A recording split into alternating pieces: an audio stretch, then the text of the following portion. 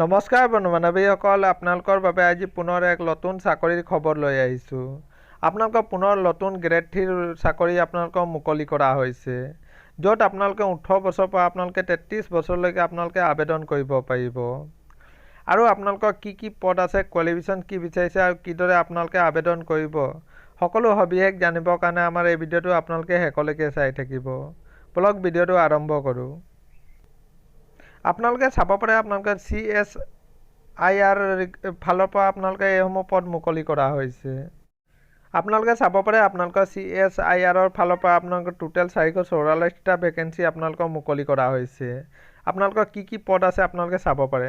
Section অফিচাৰৰ কাৰণে আপোনালোকৰ 76টা vacancy আপোনালোকৰ মুকলি কৰা হৈছে।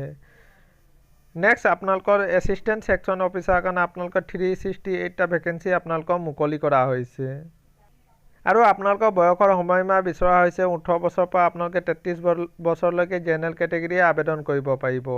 আৰু SC ST হ'লে আপোনালোকৰ 5 বছৰ এজ ৰিলেক্সন দিয়া হৈছে, OBC হ'লে আপোনালোকৰ 3 বছৰ। আৰু কোৱালিফিকেশ্যন বিচাৰিছে আপোনালোকৰ মাথো ডিগ্ৰী কৰা হ'লে আপোনালোকে এইসমূহ পদৰ বাবে আবেদন কৰিব পাৰিব।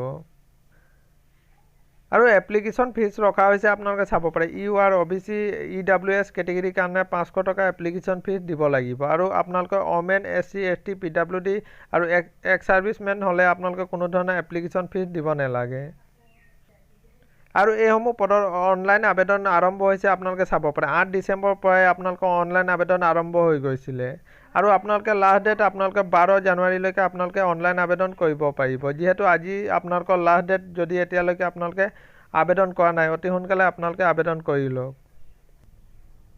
এইটো আছিলে বন্ধু-বান্ধৱীসকল এটা সৰু সুৰা ইনফৰ্মেশ্যন। যদি ভিডিঅ'টো ভাল লাগিছে তেন্তে চেনেলটো ছাবস্ক্ৰাইব কৰি দিব। ধন্যবাদ।